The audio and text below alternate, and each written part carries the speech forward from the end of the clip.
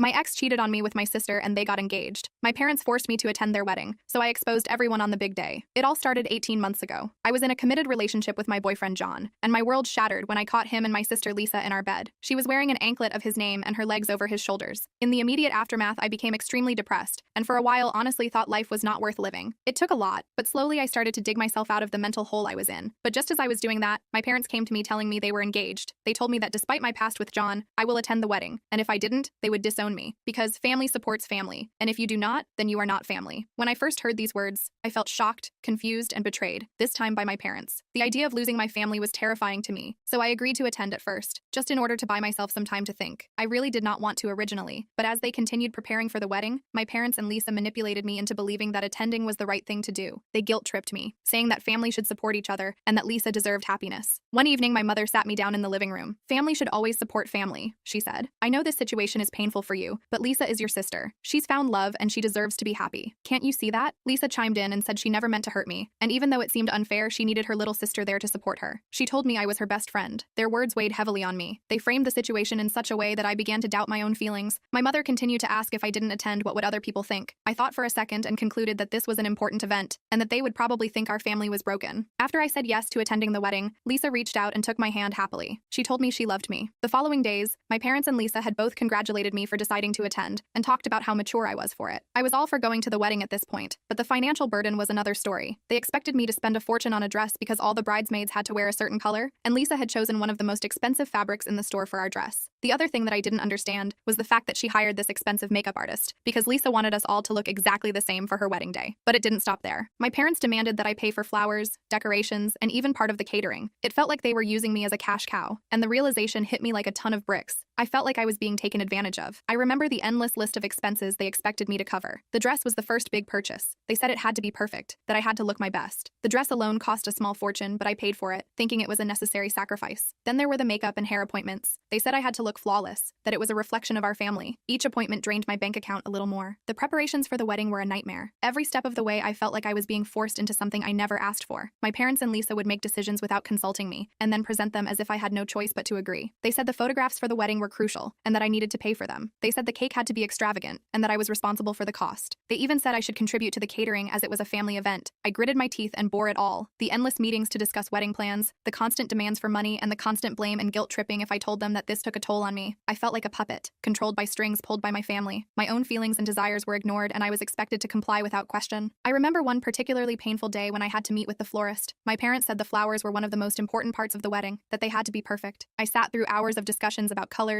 arrangements, and delivery logistics. Each decision felt like another knife in my back, a reminder of how much I was being used. When the florist presented the final bill, my heart sank. It was a crazy amount, and my parents said I had to pay for it. They said it was my duty as the sister of the bride. I also had to attend numerous dress fittings with Lisa. Each session was an exercise in patience, as Lisa insisted on the most expensive options. She said she wanted me to look stunning, that it was important for the photos. I knew it was more about her image than my appearance. Every time I tried to voice my concerns about the costs, I was met with accusations of selfishness. They said I was making it all about me, that I couldn't stand to see Lisa happy. The manipulation was constant, and I began to feel like I was losing my mind. I sat in my bed one night, tallying up the expenses. I realized how much I was being forced to pay for a wedding that wasn't even mine. I decided I had had enough. I would go through with the wedding preparations, but if I was going to pay for all of it, I would make them pay for what they did to me. I planned to ruin their special day in the most spectacular way possible. It was 2 weeks before the wedding when Lisa approached me with a request that caught me off guard. She found me in the kitchen sipping on a cup of tea. She asked if we could talk for a minute, so we sat at the dining room table. She said she was thinking a lot about the wedding, and that there was something really important that she wanted to ask me. I asked her what it was, and she asked me if I could give a speech at the wedding, and told me how it would mean the world to her. I kept a calm appearance on the outside, but on the inside, I was smiling like the Grinch. This was the perfect opportunity to execute my plan, but I couldn't let her see how eager I was. I needed to appear conflicted. I bit my lip, pretending to weigh the request carefully. I asked her if she was sure after everything that happened, and she told me that we've moved past that now, and that she thinks it's important for our family. I agreed to read a speech for her. After she left the room, I felt like I could run up a mountain. The speech would be the perfect time to reveal everything, but for now, I had to play the role of the dutiful sister. I played my part perfectly. I smiled, nodded, and pretended to be the supportive sister. I paid for everything they asked, gritted my teeth through every interaction, and kept my plan a secret. The night before the wedding, I sat down and wrote a letter detailing everything that had happened. I poured my heart out, explaining how I had been manipulated, how much money I had spent, and how deeply they had hurt me. Writing the letter was cathartic. It was my chance to express all the pain, anger, and betrayal I had felt over the past year. I wrote about how John had cheated on me with Lisa, how my parents had sided with them, and how they had manipulated me into attending the wedding. I detailed every expense, every demand, and every moment of emotional pain they had caused. It was a monster of a letter, and I knew it would create chaos when I read it aloud. It was the day before the wedding. Everyone in the house was zooming around doing last-minute preparations. My parents' home had florists, caterers, and family members running around ensuring everything was ready for the big day. So I wouldn't be in the way, I retreated to the guest room upstairs. I had just settled into a chair when I heard voices coming from the room next door. The door was slightly opened, and I recognized John's voice along with that of his best man. Their conversation drew me in, and I couldn't help but listen. "You know," John said, "I always wanted Lisa from the very beginning. She was the one who caught my eye the moment I met her." The best man sounded surprised. "Really? But you were with her sister. How did that happen?" John laughed softly, a sound that now seemed so sinister to me. "Yeah, I was with her sister at first because Lisa wasn't interested in me back then. I thought getting close to her family would make her see me differently." There was a pause, filled with the muffled sounds of wedding preparations outside. The best man spoke again. "That sounds pretty messed up, man. So all this time, you were just waiting for a chance with Lisa?" John's voice grew more serious. "Look, I didn't plan for it to happen this way.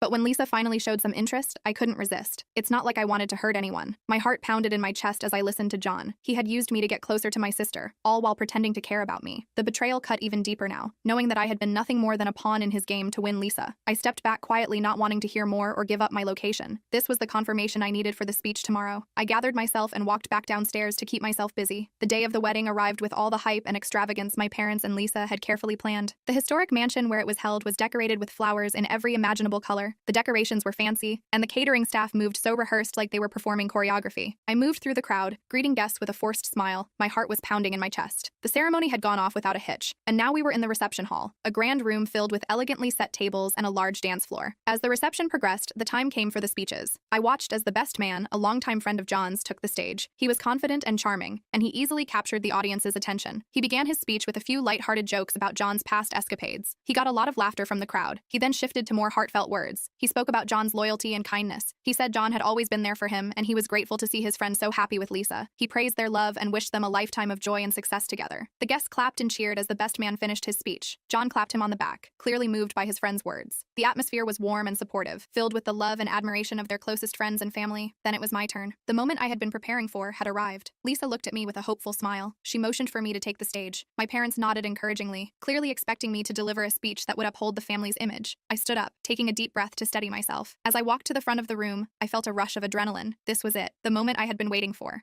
I reached for the microphone and glanced around the room, taking in the expectant faces of the guests. I tapped the microphone, and it screeched. The feedback filled the room. I felt my hand trembling as I pulled out the letter and began to read. "Hello everyone," I began. "For those who don't know me, I'm Lisa's sister. First, I want to congratulate Lisa and John on their marriage. It's clear that they share a special bond, and today has been a beautiful celebration of their love." There were smiles and nods from the audience. I saw Lisa relax a little, her eyes shining with what she thought was sisterly support. "But," I continued, "there's more to this story that I feel I should share with you all today. You see, the journey to this wedding has been filled with a lot of pain and betrayal, at least for me." The room grew quiet, the smiles fading from the guests' faces. I could see Lisa's expression change. She looked confused and scared about what was about to come out of my mouth next. My parents shifted uncomfortably in their seats, clearly not expecting this turn. I took a deep breath and began to read from the letter I had prepared. "My parents, Lisa and John, have tried their best to keep this a secret, but John and I were together first. He cheated on me with Lisa, and later on I found out directly from him that he just used to get closer to my sister. This wedding has been a disaster. I was manipulated by my parents, by my greedy ex, and my wolf in sheep's clothing sister to pay for everything, and I mean that literally. The flowers you see, the cake you see, the caterers here, everything was paid for by me. Against my will, may I add. Lisa and my parents have been nothing but manipulative and remorseless devils in this, taking every chance possible to bleed my pockets dry, to mask my feelings. When I originally told them I wouldn't attend the wedding, my parents said they would disown me. Celebrate this marriage if you want, everyone, but just know you're celebrating lies and deceit. What you see today is all fake." There was more, but that was the gist of my speech. The room was deathly silent as I spoke this, each word like a nail in the coffin. The more I talked, the more I could see the shock and disbelief on the faces of the guests, the anger and defensiveness in my parents' eyes, and the horror and guilt in Lisa and John's expressions. By the time I finished, the room had erupted into chaos. Guests were shouting. My parents were the first to react visibly. My father stood up in disbelief. He tried to shout over everyone, saying that everything I had said was a lie. It was a desperate attempt to save face. My mother was in tears, shaking her head and pleading with the guests to ignore what I had just said, and Lisa and John looked utterly devastated. Some of the guests were yelling, demanding answers from my parents and Lisa. Others were trying to comfort Lisa, while some just looked on in stunned silence, unsure of what to do. The atmosphere was thick, and the celebratory mood was completely shattered. One of John's relatives, an older woman with a stern face, stood up and demanded to know why my parents had allowed this to happen. She said that the family should be ashamed of their behavior, and that this wedding was a disgrace. Her words seemed to ignite a spark among the guests. and soon more people were voicing their outrage, turning against my parents and Lisa. I didn't stick around to see the full aftermath. I walked out, my head held high, and left the venue. Once outside, I took a deep breath of the cool evening air. I felt a sense of freedom and relief, but also sadness for what had been lost. I blocked my parents and sister on all social media and sent them a final message. I told them that I never wanted to see them again.